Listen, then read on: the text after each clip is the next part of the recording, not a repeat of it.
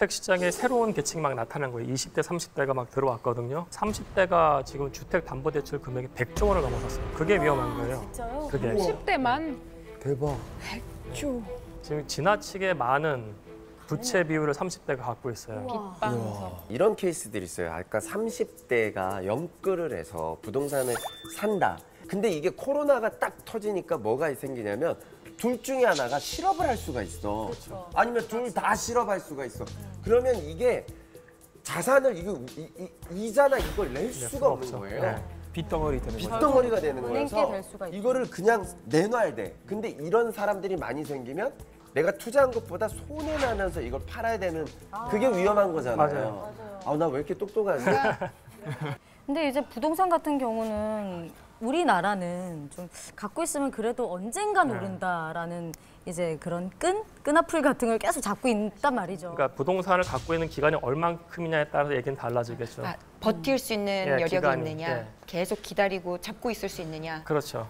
사실은 우리나라가 크게 3번 정도의 그 쇼크가 있었어요.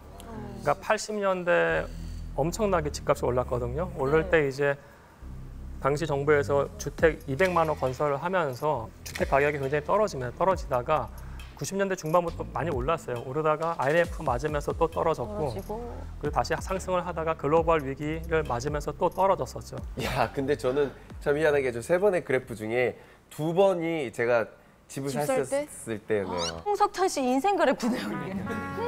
이제 또 떨어져야 되나요, 제 그래프가?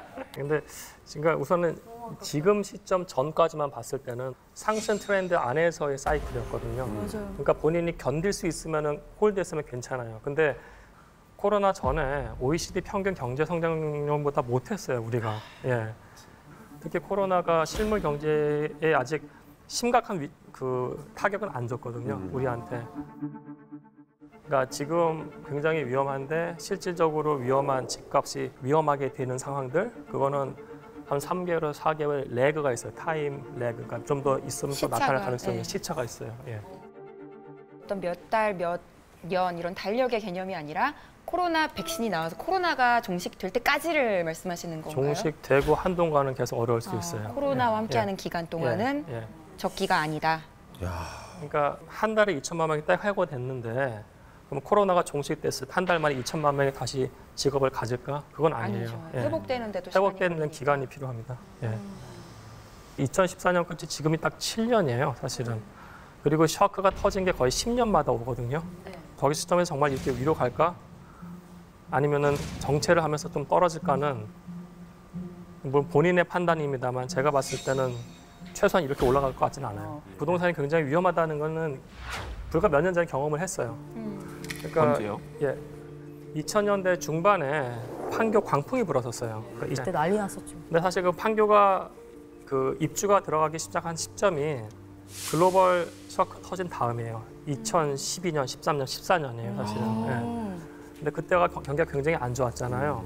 판교에 들어가는 시점에 잔금을 치러야 돼요, 잔금을. 기존에 있는 주택을 팔고 나서 그 돈으로 잔금을 치르거든요. 보통 그렇게 그죠? 하죠. 근데 당시에 수도권에 있는 집값들이 엄청나게 안 좋았고 거래가 안 됐기 때문에 손해 안 났겠다. 팔려고. 안 팔렸어요.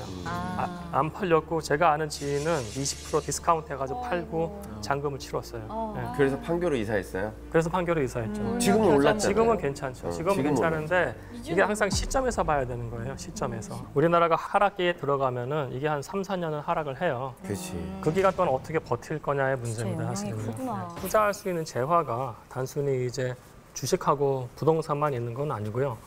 예를 들어서 뭐 국채라든지 채권이라든지 달러에 투자하는 달러. 사람도 있고 그다음에 금에도 금 투자하는 있다, 사람도 있잖아요. 금. 예. 근데 이런 것들 중에서 어떤 게 안전자산일까에 대한 고민? 예. 금 아니에요, 금? 우리가 투자할 때 항상 듣는 게 하이 리스크 하이 리턴이잖아요. 네. 그렇죠? 위험도가 많을수록 수익이 크고 안전자산이라는 거는 뭐냐면은 그 내가 투자를 했을 때 그러니까 돈을 날릴 원금을 날릴 위험도가 굉장히 낮은 겁니다.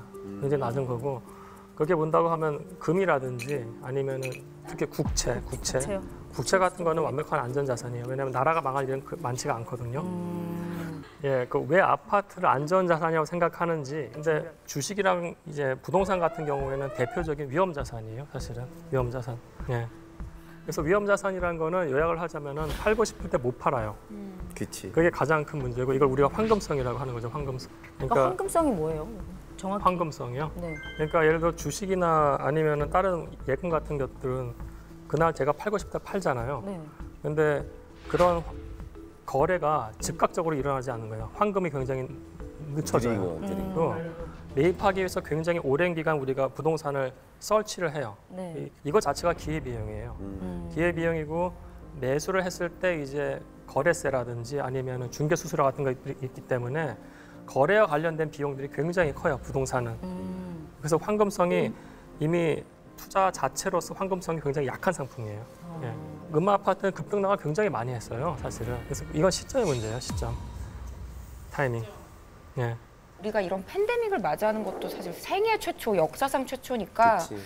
이 코로나 이후에는 요소가 하나 더 늘어난 거잖아요. 그렇죠. 예. 예상이 힘들다는 건 사실은 불확실성이잖아요. 그거는 경제학에서 위험이에요. 최악이죠. 위험이에요. 위험.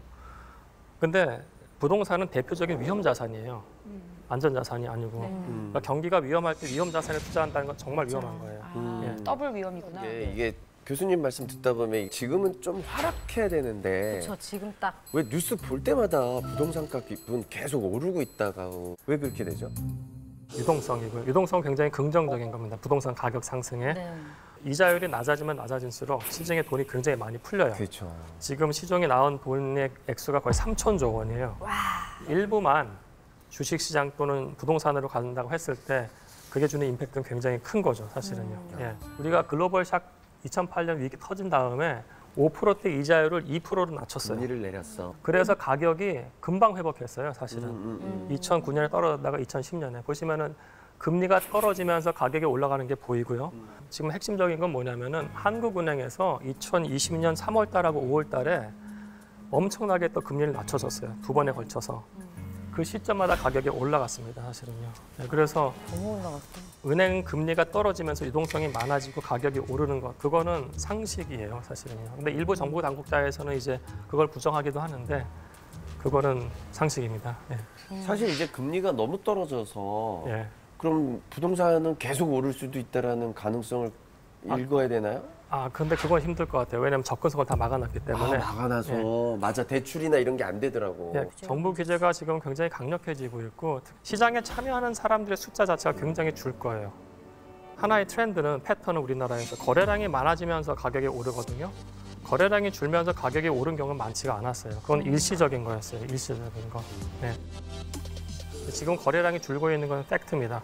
그러니까 좀 떨어졌으면 좋겠어. 떨어지겠네. 세금도 많이 물려야 되고 돈도 대출해야 되는데 그걸 막아놓고 이러니까 당연히 작년 12월 달에 정부가 이제 굉장히 강력한 규제를 나왔어요. 9억에서 15억, 15억 이상 아파트는 거래량이 급감했어요. 네. 엄청나게 떨어졌어요. 근데 그에 비해서 9억 미만 아파트들은 여전히 난리 1월 달, 2월 달에 거래가 굉장히 돼요. 왜냐하면 대출 규제를 그때 저기는 안 해놨거든요. 그러니까 사람들이 글로 몰린 거예요, 사실은. 예. 그래서 그것 때문에 서울시 가격이 올라갔다는 약간 착각을 일으키긴 했었어요. 근데 당시에 12월 달에 15억 이상 아파트 규제가 되면서 강남에서는 하루에 5건, 6건밖에 거래가 안 됐어요. 예. 부동산에 자산을 올인하고 이러면은 굉장히 위험해지는 거 아닌가요? 그렇죠. 위험해지는 거죠. 예. 미드 코로나 기간에 어떻게 될지 모르니까 경기가 위험한 상황에서 위험 자산을 투자하는 거기 때문에 같이 위험하다고 볼 수는 있죠. 어떻게 예. 될까요? 그 부동산이 자기 포트폴리오에서 차지하는 비중을 한번 보시죠. 부동산이 차지하는 비중이 한 76% 가까이 됩니다. 이게 이제 뭐 미국, 일본보다도 월등히 높고요. 생각보다 일본이 낫네요. 일본 같은 경우에는 사실 단가의 세대라고 해가지고 우리나라의 베이비 부머 같은 세대가 당시에 일본의 경제 성장의 그 단물을 흡수한 세대거든요. 네. 부동산 소유 비율이 한 83%? 뭐 그 정도까지 갔었어요. 네. 근데 그 세대가 경험했던 게 그 거품이에요, 사실은. 동경에 있는 일본 왕궁 주변의 땅을 다 팔면은 캘리포니아를 살 수 있었어요. 맞아. 부동산이 너무 떠가지고. 정말요? 예, 그래서 너무 그 당시에 일본의 어머. 거품이라는 거는 맞아. 상상을 못하는 맞아, 거품이었어요. 예, 그 단카이 세대를 보고 자란 사람들은 학습 효과에 의해서 그렇죠. 그렇게 너무 많은 비중의 자산을 부동산에 투자하면 안 된다는 그 학습을 했을 학습이 텐데 된 거죠. 그 우리는 사람들. 아직 버블이 터지거나 그런 경험이 없으니까 심각하게 터진 적은 없었죠, 네. 사실은요. 자고를 하는데 뭐 얼마 올랐다더라, 지금 여기 얼마 올라서 얼마 벌었다더라 이런 말들이 나오니까 그거에 더 이렇게 편향되는 것 같아요. 예, 예, 충분히 그럴 수 있어요. 근데 저는 지금은 아닌 것 같아요. 계속 생각은. 어쨌든 지금은 하지 지금은 마. 아닌 것 하시네. 같아요. 어우, 사이다. 왜냐하면은 부동산이라는 게 단일 재화로서는 제일 크잖아요. 몇 억 되고 지금 중위 가격 9억 막 이렇게 하는데 그 그리고 9억짜리 평생 단일 정말 한 번 사는 거잖아요. 그죠? 평생에 한 번 살까 말까. 특히 얘는 위험 자산이기 때문에 지금은 홀드 기간이고 아이 쇼핑을 계속 하셔야 돼요.